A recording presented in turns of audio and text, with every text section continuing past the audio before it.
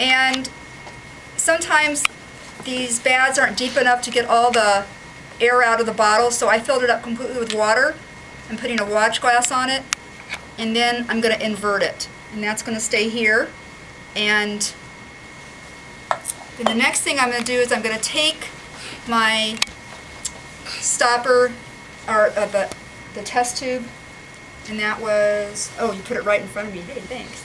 And I need about 10 mils of water, and so we're going to take, how many gallons of water there? You start with 10 mils of water.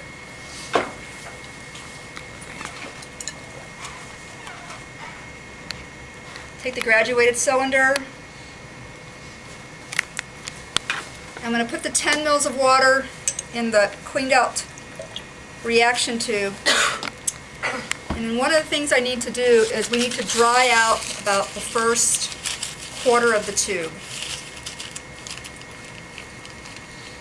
And this was the, yesterday, you're supposed to weigh this before and after. And the number one error was people either forgot to weigh everything before or they forgot to weigh everything after.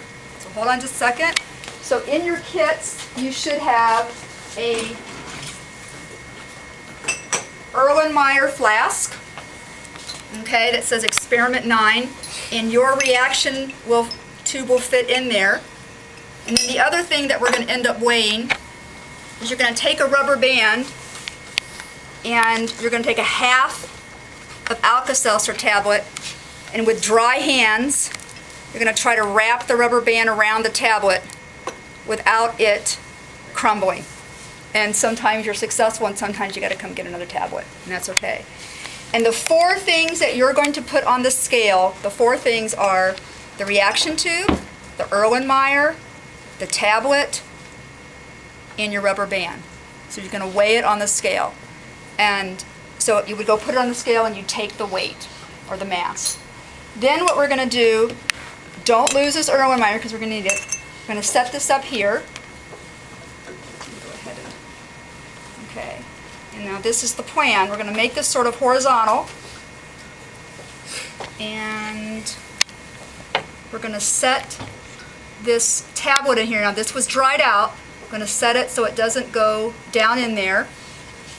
And then I'm going to have you come around and put the end of the hose in the gas collection bottle. And then I'm going to put this on here. Okay. Yep, just put it on, yep, put it on underneath. And then at this point we're going to let this fall in, and hopefully now he's going to let the gas collect in there. You're going to have to hold, you can tilt it if you want so that it's easier to hold. And so this gas collection, so we're going to collect all the CO2. And 1/2 tablet will not fill this completely. It usually will end about there. The one thing that I want to point out is you want to make sure that you don't lift the bottom lip of the gas collection bottle above the water, because then it'll take in a bunch of air and that will mess up your experiment. Okay. Now, you want to have the reaction go until you see approximately 1 bubble per 30 seconds, but I think you get the idea. So at this point, we're going to stop the reaction. We're not going to wait the whole time. And with the watch glass, what Justin's going to do is he's going to put this underneath. Okay. Hold it tight on there, and then hold the whole thing, the watch glass, and now pull it out and invert it without letting that, yep, just pull it out. Perfect. Okay. So now, the other thing you want to do, oh, I forgot one other thing. Before you do that, see, it's good, is put that rubber band where the level of the gas is. So put that rubber band exactly where the level of the gas is. Perfect. Okay. What this is going to tell us is this is going to tell us what the level was, and I'll show you what we're going to do with it in a second. All right, so then we're going to invert it. And in this case, it turns out it was almost perfect, but that's not usually how it's going to be. So I'm going to put this right here. And now we can try a couple things.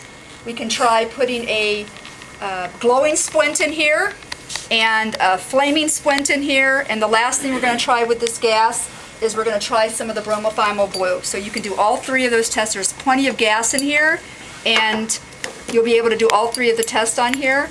And this time I'm going to put, and notice this time that it does change color.